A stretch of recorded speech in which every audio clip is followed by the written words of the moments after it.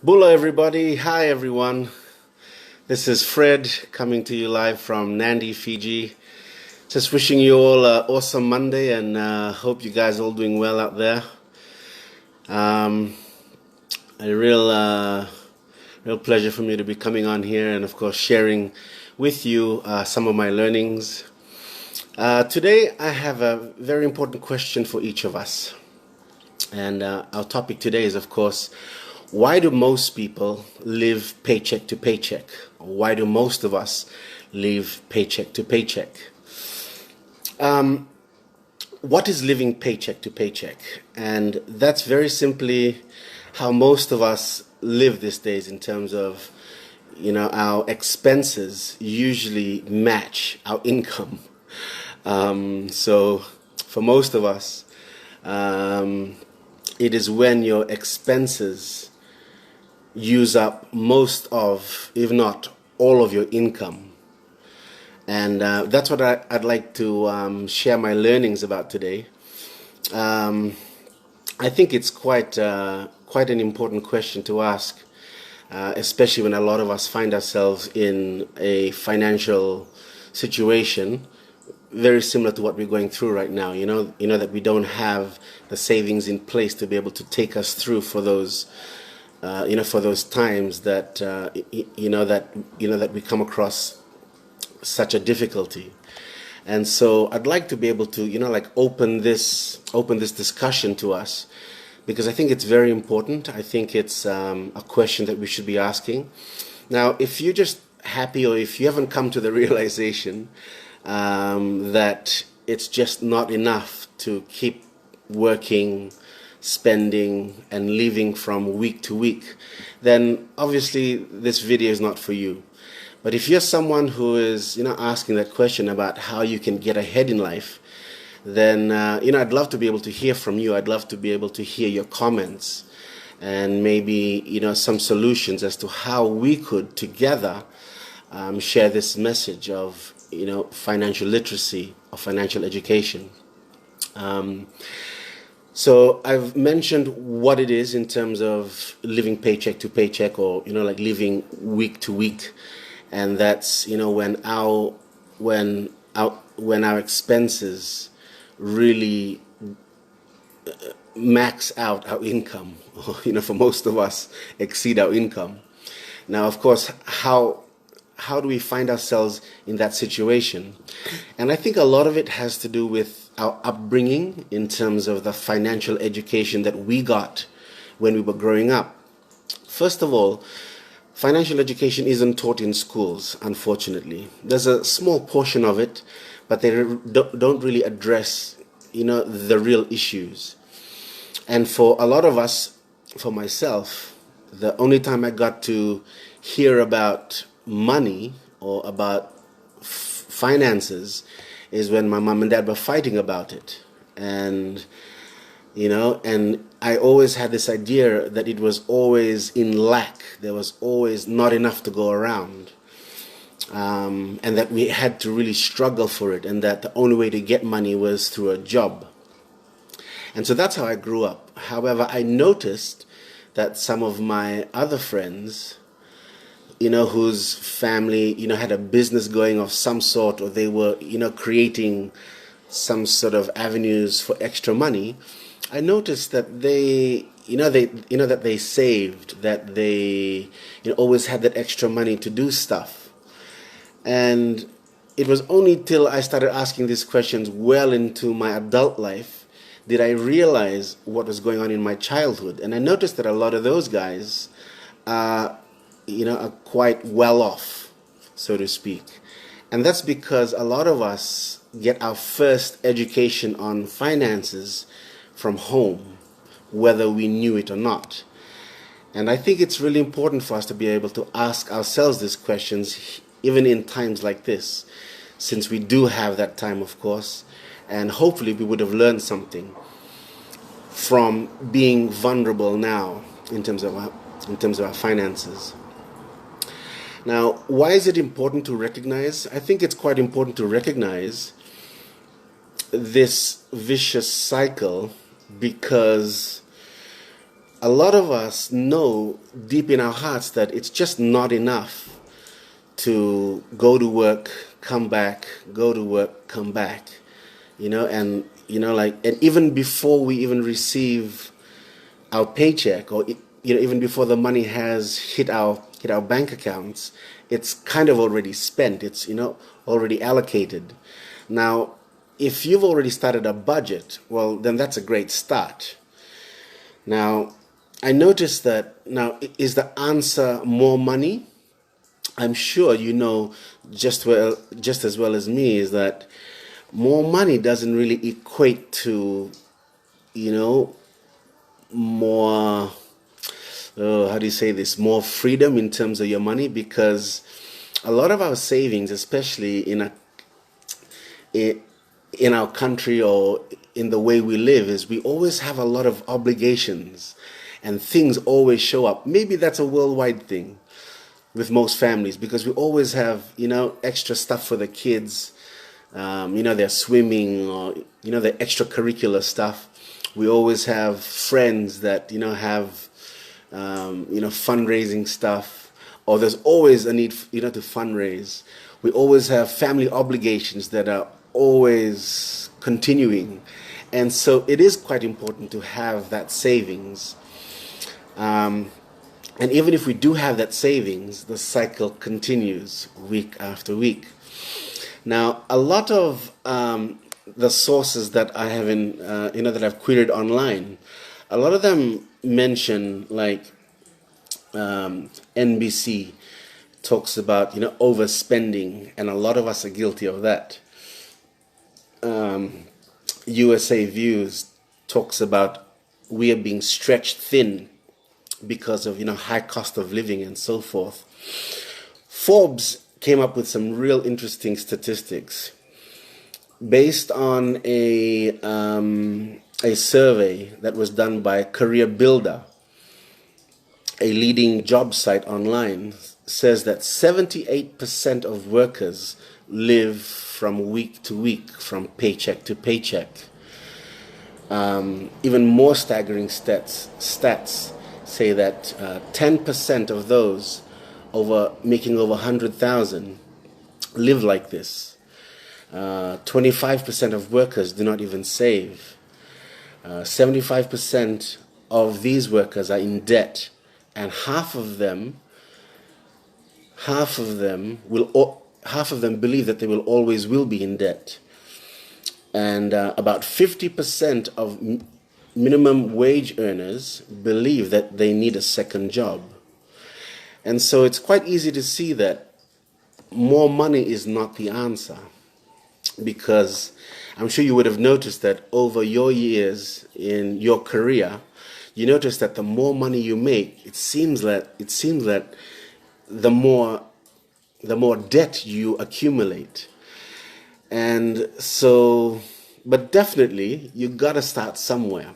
So I got a couple of solutions, or I got a couple of answers, and I hope you might be able to comment with your views, your answers to this question as to why do most people, or why do most of us live paycheck to paycheck or week to week. A budget is definitely a good place to start, because it certainly sees the kind of spending you're making and how much you could save. Step 2 talks about your savings and how you could save with a purpose, because most times our savings go towards our wants. And for a lot of us, our wants could be things that don't really add value to. It all depends on how you view value, but they're mostly most of our wants is based on things that other people have, or like things to make our lives a little bit more comfortable. I guess that's okay. I mean, if you wanted a toaster, if you wanted but aside from these necessities that could make your life a little bit more easier, aside from that, when you start having those savings, like how we overspend and just buy all this extra stuff And a lot of it has to do with how we view ourselves compared to the neighbors, or how we view ourselves compared to our workmates. They got a nicer car, so you want to have a nicer car. They got the bigger house, so you want the bigger house. So these come from a lot of our insecurities. So it's a little bit deeper. These solutions are a little bit more deeper than what we like to admit or what we'd like to believe. But in terms of practical steps, the third step, I believe, is all about financial education. And I'm going to quote a couple of lessons that I've been really putting into my life that comes from Robert Kiyosaki's book, which is called Rich Dad, Poor Dad. 8 lessons that he explained in the book. And of course, the first lesson that he mentions is the rich don't work for money. The poor and middle class work for money. The rich have money work for them. Now, in this book, and when he mentions the rich and the poor, he's not talking about, if you have plenty of money or if you got big house or big car. That's not what he means when he talks about rich. And poor is not referring to the lack of money, or that you live in the slums, or you don't have much clothes, you don't have much food. He talks about your mindset, or our mindset, and how we look at money, or how we look at creating wealth. So it's all about mindset. So in that first lesson, he says that the rich don't work for money, whereas the poor and the middle class, they work for money. The rich have their money work for them. So that's the first lesson in his book. The second lesson is why teach financial literacy. It's not how much you make, it's how much you keep. And this is one of the lessons these are one of the topics that I'd like for us to start, questioning the things that we have been taught about money, the things that we've been taught about our financial education. Lesson 3 in Robert Kiyosaki's book, Rich Dad, Poor Dad, talks about minding your own business, or mind your own business. And I think this is quite important because he talks about the rich focus on their asset columns, whereas everyone else focus on your income statement. I think that goes back to our first point of, how most of us are just focused on, how much money we're making this week, or how much money can we spare to do the things that we want to do, like have a party, or, have a nice big chow, or things like that. And to mind your own business. Whereas the rich, or those with rich mindsets, they would focus on the asset columns of their bank statements rather than focusing on their income statement. Trying to use that savings to buy yourself an asset, or to buy yourself a business of some sort. It doesn't have to be like a business in town. It could even be, just investing in a farm right at home, buying seeds and things like that. Lesson number 4, he talks about the history of taxes and the power of corporations. He says that my rich dad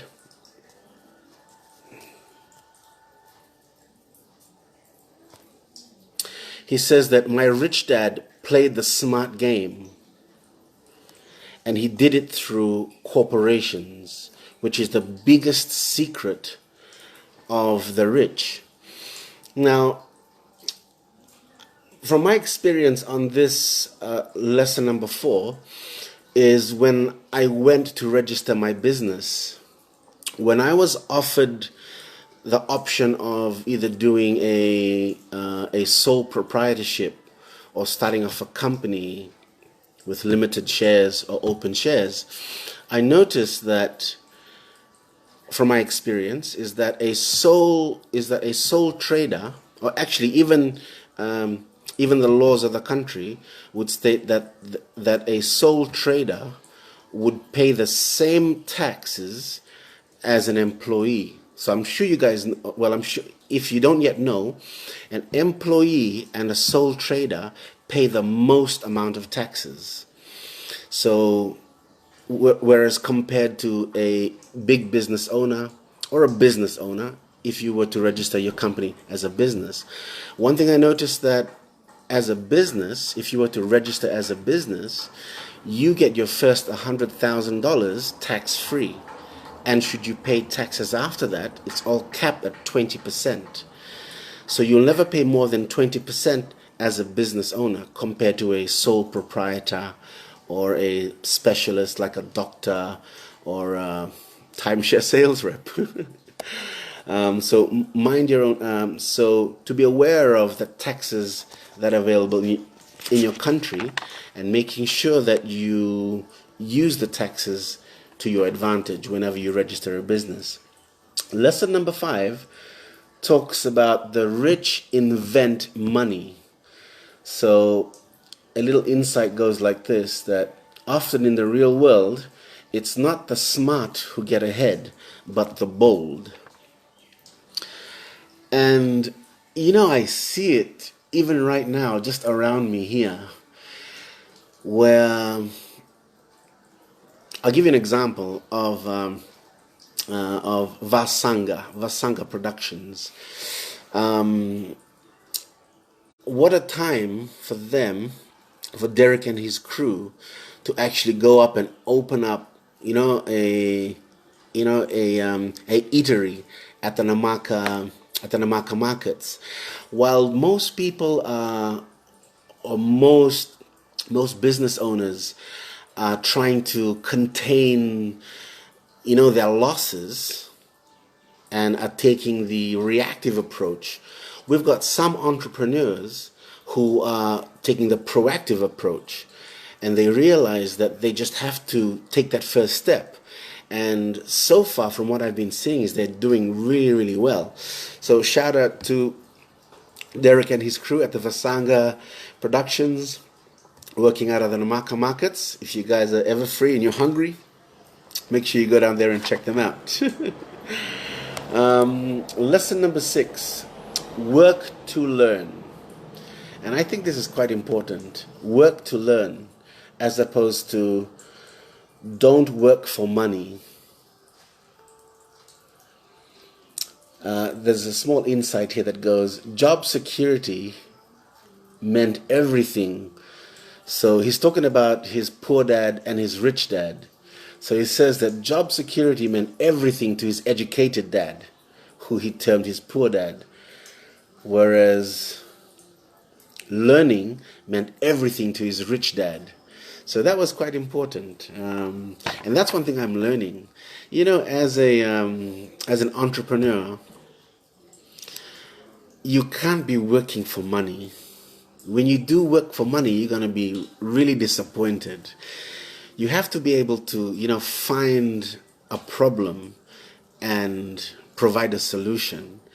And once you do that, and once you find that you are taking care of people, the benefits come back to you in many, many ways. And it doesn't have to be in a monetary form, although that is just a symptom of, the successes or the success of your solution in people's lives. 2 more solutions, 2 more lessons from Robert Kiyosaki's book. Lesson number 7 is overcoming obstacles. And he says that the difference between a rich person and a poor person is how they manage their fear. And I thought that was quite profound. In my life, when I decided 4 years ago, when I decided to live that awesome job that was, paying me 6 figures, I was a little bit scared, but, actually I was a hell of a lot scared because, just of the thought of, having to go and start something new, something that hasn't been done or maybe has has been done but not successfully. Even though that didn't go so good, I always remember, I always have taken in the lessons, from that time. But one thing that I used to manage my fear was just educating myself on the industry, on the product, and on the marketing strategies that I had to use to become successful. So I can really identify with this, and that's to be able to manage your fear. And you manage your fear by education, and education, in whatever form. Last lesson before I wrap up, and that's lesson number 8 from Robert Kiyosaki's book, Rich Dad Poor Dad, is to get started. And that's so important. Getting started is the only way that you can know if or what you need to become successful. And the sad thing about our education system is they frown upon mistakes. When you get those X's or those crosses, they frown upon getting mistakes. Whereas in the real world, like even a baby has to learn to walk by falling down. Your child or you had to learn to fall off that bike so you could learn to balance next time. The real world is about learning from your mistakes. Unfortunately, the education system does not teach us that. They look down on on any sort of mistake that we do, and therefore it prevents us from stepping out like this and making mistakes. If you make the mistakes when you try to go into business of any sort, whether it's selling mango skin or selling hacks or selling candy, even as a kid, it's always good to understand that. And I would recommend that a lot of us parents allow our children to start exploring these sorts of ways so that they could understand about entrepreneurship and so forth. So guys, that's pretty much my wrap up of why do most people live from paycheck to paycheck. I guess for me the solution is very simple, and that's financial education. And we have to learn from our mistakes, and don't let our mistakes stop us from pursuing entrepreneurship again or in another field. And so I want to thank you very much for tuning in. For those of you that come on the replay, appreciate your comments. And of course, I appreciate if you found value in this, and look forward to my next videos. Like and subscribe on my YouTube channel, and we'll hopefully see you in the next videos. Thanks, guys. Have an awesome day and have an awesome week. Oh, quick shout out to everybody that's jumped on and that's been watching. Manish, Bula bro, how are you? Hey, Waisiki, how are you, man? Bula Vinaka, all the way from Canada. How are you, Scott? Bula bro. Scotty Tuhati, how are you, Emanoni? Bula bro. Langa, how are you? All the way from Naindiri, Mala village in Nanranga. How are you, Kunal? Nice to see you, bro. Hope your business is doing well. By the way, Kunal does his business is called Errands Fiji. So if you guys need any sort of errands done, whether it's your shopping or your bills, or if you need anything done, whether it's from here or from Suva, because he goes to Suva once in a while, be sure to check out Errands Fiji. Bolo Jerry, how are you, bro? Jerry is one of my OBs from school. He was my senior, of course, and he's all the way in the US, and he's learning how to trade. How are you, Petrina? Bula Sala, Olamatu Michael. How are you, Kaz? Thomas. Olamatu everybody at home. Bula Pida. How are you, Pida? How are you, Eric? Bula bro. And hi, Della. How are you? Alright, guys. Thanks for tuning in. Appreciate your comments. And it doesn't have to be in line with mine. Appreciate any sort of alternating view or your views on how we can escape living from week to week or from paycheck to paycheck. Yeah, looking forward to this discussion. Thanks, guys. Have an awesome day and awesome week. Vinaka.